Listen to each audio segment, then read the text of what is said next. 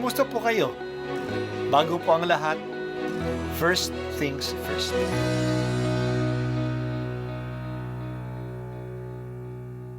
Good morning po.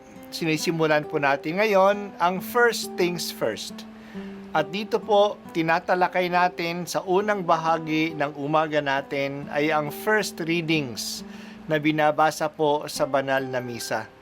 Ito pong tinatalakay natin kasi madalas po kasi marami na tayong alam tungkol sa gospel readings. Pero konti po ang nagsasalita sa first readings. Pero ang first readings, bahagi din po yan ng Biblia, ng banal na kasulatan. Kaya susubaybayan po natin ang mga first readings, basahin po natin at kuminsan kailangan ng basahin ng 2 o 3 beses bago maintindihan kasi hindi po tayo familiar sa mga istorya at sa mga kaisipan na tinatalakay dito. Ang pagbasa mula sa mga gawa ng mga apostol. Noong mga araw na iyon, ang mga naghatid kay Pablo ay sumama sa kanya hanggang sa Atenas. Pagkatapos nagbalik sila sa Berea. Taglay ang bili ni Pablo kina Silas at Timoteo na sumunod sa lalong madaling panahon. At si Pablo ay tumayo sa harap ng kapulungan ng Areopago at nagsalita, "Mga taga-Atenas, napapansin kong buhos na buhos ang inyong kalooban sa relihiyon, sapagkat sa paglalakad ko sa lungsod at pagmamasid sa mga sambahan ninyo, nakakita ako ng isang dambanang may nakasulat na ganito, sa Diyos na hindi nakikilala ang inyong sinasamba kahit hindi ninyo kilala ang siya kong ipinahahayag sa inyo.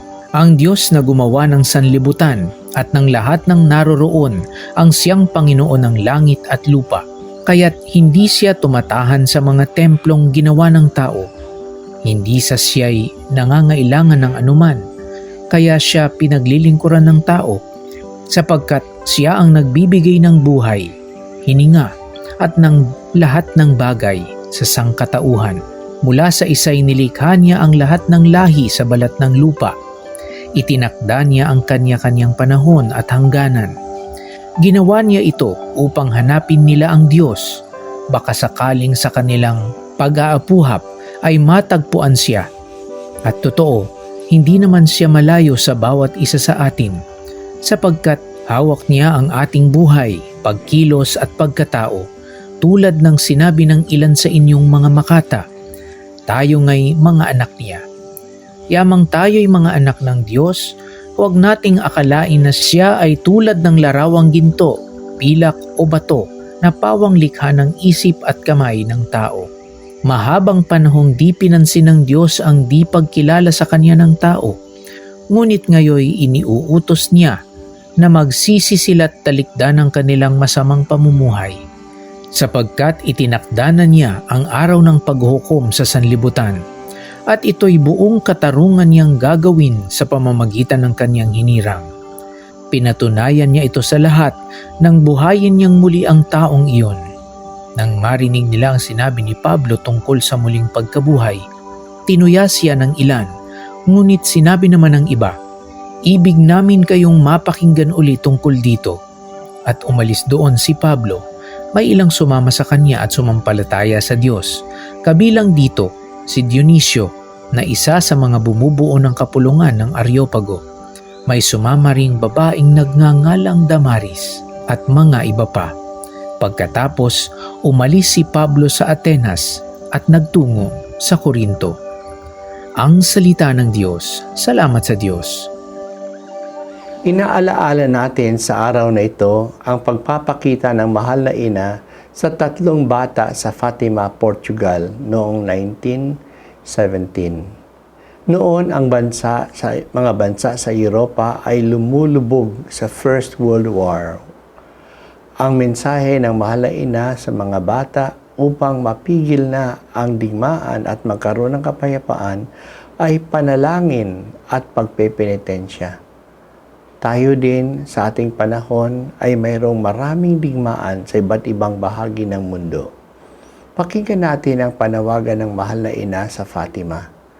Magdasal tayo, lalo na ng Santo Rosario, at mag-alay ng mga sakripisyo at penitensya para sa kapayapaan. Ngayon sa ating pagbasa, ang lungsod ng Atenas ay ang sentro ng kultura ng mundo ng mga Griego. Ito ang puntahan ng mga philosophers. Mahilig ang mga Griego sa mga philosophies at ang mga ito ang malaking contribution nila sa mundo. Marami silang mga thinkers na ma-influential sa kaisipan o karunungan sa buong mundo. Pumunta rin dito sa Atenas si Pablo at tumigil pa nga siya sa Areopago. Ito yung tinatawag na marketplace of ideas. Ang mga tao ay pumupunta rito upang makinig sa mga bagong ideyas at kung sino at kung ano ang ibig sabihin ng mga bagong ideya na ito.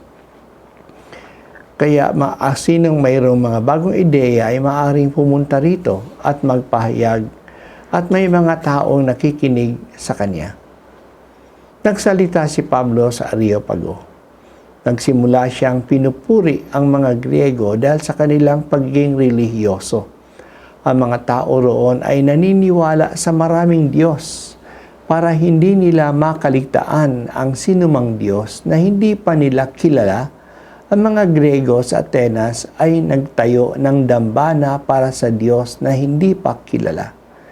Sinabi ni Pablo na ipakikilala niya ang Diyos na ito.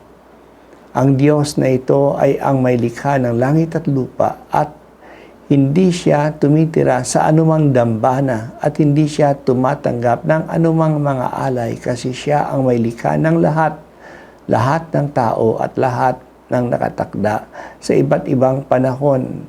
Siya ang may gawa ng lahat ng mga hayop. Kaya siya din ang nagtakda ng iba't ibang panahon ng tag-init at tag-ulan. Pero hindi siya malayo sa atin sapagkat ayon sa mga poets ng mga Griego, sa Kanya tayo nabubuhay at tayo'y mga anak niya. Hindi siya napapakita sa pamamagitan ng mga anumang larawan, kundi ng o gawa ng mga ginto o mga pilak. Wika ni Pablo, gumawa kayo ng mga larawan ng mga Diyos dahil sa kanilang kamangmangan. Pero ngayon, magsisi na kayo kasi nagtakda na ang Diyos ng panahon ng paghukom sa lahat. Ito'y tinakda niya sa pamamagitan isang taong binuhay niya mula sa kamatayan. Nung binanggit ni Pablo ang muling pagkabuhay, umalis na ang marami at ayaw nang makinig sa kanya. Sa pananaw ng mga Griego, ang katawan natin dito sa lupa ay isang kulungan ng kaluluwa. Mas pinahahalagahan nila ang espiritual kaysa material. Kaya hindi nila maintindihan na nakalaya na ang tao sa kulungan ng kaluluwa. Namatay na siya, bakit pa siya babalik uli sa katawan? Kamangmangan ito, ayon sa marami sa kanila. Hindi naging matagumpay si Pablo sa kanyang pahayag sa Areopago. Iilan lang ang tumanggap sa kanyang mensahe doon, sina Dionisio at Damaris. Ina-adapt ni Pablo ang kanyang pahayag ayon sa kanyang audience. Hindi siya gumamit ng kasaysayan ng mga Hudyo kasi ang mga kausap niya ay wala namang alam sa kasaysayan ng Israel. Ang kanyang starting point ay ang karanasan ng mga Griego na walang iba kundi ang sangnilikha. Kaya nagsimula siya sa mga bagay sa mundo, langit, lupa, mga hayop, ulan, init. Nagsalita siya tungkol sa Diyos na manlilikha, God as Creator. Gumamit din siya ng mga kasabihan ng mga makata ng mga Griego. Hindi niya sinisi ang mga Griego na sumasamba sa mga larawan ng kanilang mga Diyos. Ito ay galing lang sa kanilang kamangmangan sa katotohanan. At ngayon, dumating na ang katotohanan na ang Diyos ay hindi makikita sa mga larawan at at ang katotohanan ito ay dala ng isang muling nabuhay sa mga patay. Yan ay si Jesus.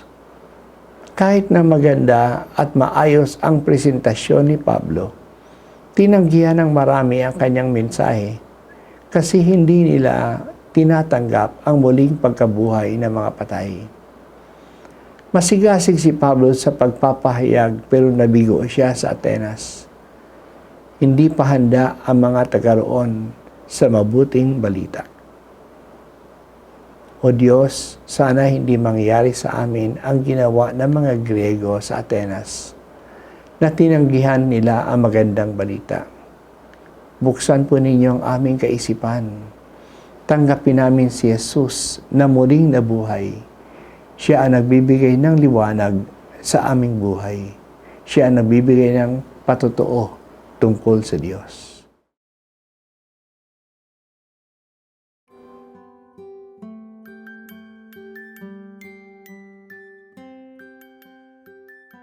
At ako po ay si Bishop Broderick Pabilio dito sa First Things First.